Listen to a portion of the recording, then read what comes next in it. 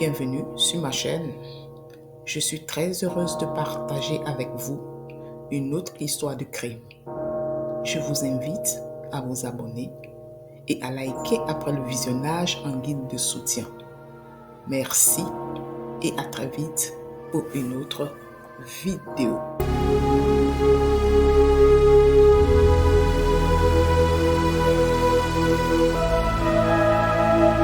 Mandy LeMay a été assassinée dans sa maison d'Oil Springs, dans le Kentucky, en décembre 2018.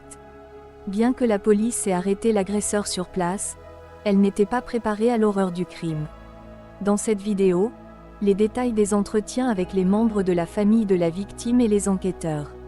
Mandy Ann King LeMay est née de feu John et Juanita Jones King à Martin dans le comté de Floyd, dans le Kentucky, le 16 octobre 1991.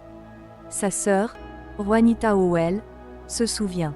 Mandy était très excentrique. Elle était drôle. Vous voyez ce que je veux dire? Elle a ajouté: ma sœur essayait toujours de vous faire rire. C'est comme ça qu'elle s'est fait connaître. Elle avait une vraie personnalité. Juanita a raconté que leur grand-père était pasteur à l'église locale et qu'elle et sa sœur étaient principalement impliquées dans des activités religieuses. Le frère de Mandy, Homer King, se souvient que Mandy était toujours le genre de personne qui pouvait vous faire sourire chaque fois qu'elle venait vous voir. Mandy a épousé Paul LeMay en 2016 et les jeunes mariés ont déménagé à Springs, dans le Kentucky. Cependant, sa famille s'est inquiétée lorsque Mandy ne s'est pas présentée pour Thanksgiving le 22 novembre 2018. Ils étaient encore plus inquiets lorsqu'elle a publié un message sur Facebook quelques semaines plus tard. Homer a appelé Paul le 17 décembre et a été choqué d'apprendre qu'il n'avait pas vu sa femme depuis des semaines. Inquiet, il a appelé le 911 vers 10h30 et a signalé la disparition de sa sœur. Lorsque la police de l'État du Kentucky est allée faire un contrôle de bien-être à la résidence des LeMay, elle a été accueillie par une odeur de mort. Les policiers se sont dirigés vers la chambre à coucher arrière et ont trouvé un pied humain dépassant d'une pile de couvertures. Lorsqu'ils ont écarté les couvertures, les policiers ont trouvé le corps de Mandy, 27 ans, avec une seule blessure par balle à l'arrière de la tête. Qui a tué Mandy LeMay? La sœur de Mandy, Juanita, se souvient: j'avais l'impression que nous étions un peu trop protégés. Les rendez-vous et les garçons, ce n'était pas quelque chose qu'ils faisaient à l'église. La nièce de Mandy, Denise Sloan, se souvient que sa tante était une personne extravertie et incroyable qui lui a appris à faire du vélo. Elle raconte à quel point sa famille était stricte sur le fait de se faire des amis du sexe opposé et ajoute: Mandy n'avait pas le droit d'avoir des petits amis qui l'appellent. Juanita explique que sa famille, très religieuse, et la communauté ont dénoncé de telles relations jusqu'au mariage des enfants. Paul LeMay a rencontré Mandy en ligne via Facebook en novembre 2015 et est venu du Massachusetts dans l'est du Kentucky. Le procureur adjoint Matt Runyon a déclaré: je pense que Paul était très amoureux de Mandy. Il était très attiré par l'idée qu'une femme si loin veuille être avec lui, et c'est ce qui aurait précipité son déménagement. Paul avait la quarantaine avancée, presque le double de l'âge de Mandy, et ils sont sortis ensemble pendant environ 7 mois avant de se marier. Le mariage a eu lieu lors d'une brève cérémonie à l'église locale à laquelle sa famille a assisté. Juanita s'était séparée de son mari au début de 2018 et était venue séjourner à la résidence LeMay avec les enfants à la demande de sa sœur Mandy. Elle se souvient que Paul semblait toujours autoritaire et ne donnait pas d'argent à Mandy pour sortir. Il exigeait qu'elle lui demande la permission même si elle voulait sortir avec sa sœur et ses neveux. Selon Juanita, Paul faisait des crises de colère chaque fois que Mandy enfreignait ses règles et la punissait même. La psychologue judiciaire Dr. Chrysaline Tussey a expliqué qu'il avait des problèmes de contrôle en raison de la différence d'âge avec Mandy.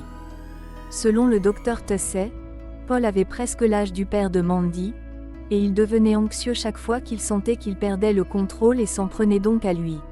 Juanita se souvient qu'elle a déménagé pendant l'été 2018 après un épisode effrayant où Paul a réagi après qu'un des enfants ait renversé de l'eau sur la table à manger.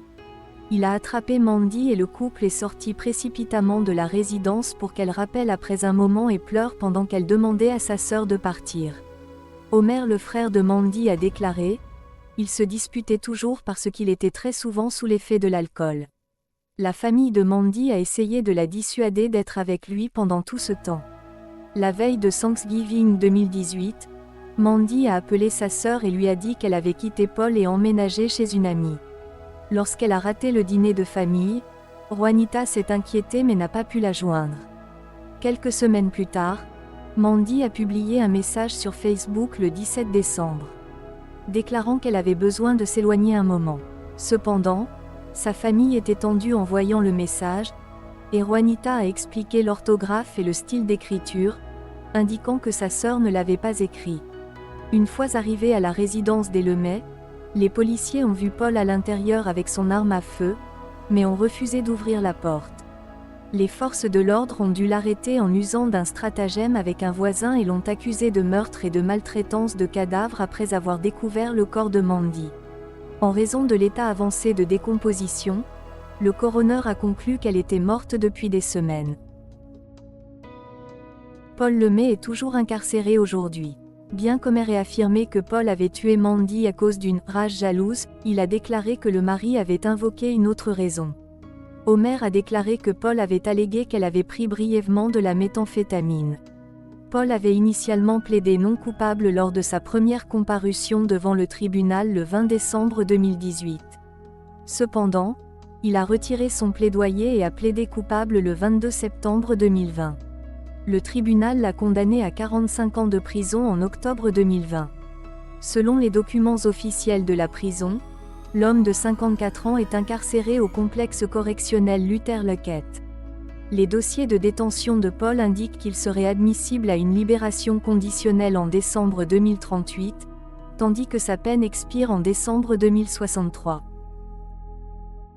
Réflexion finale. Je crois que Paul était aux prises avec une dépendance à l'alcool ou une sorte de dépendance. Mais ce n'est pas une excuse. Il était contrôlant et abusif envers Mandy. Elle a finalement pu s'éloigner de lui mais a dû retourner à la maison une dernière fois. Mandy cherchait un moyen de faire savoir à sa famille qu'elle allait bien et qu'elle viendrait à Thanksgiving. Paul lui a pris la vie et l'a éloignée de sa famille et de la nouvelle vie qu'elle allait avoir.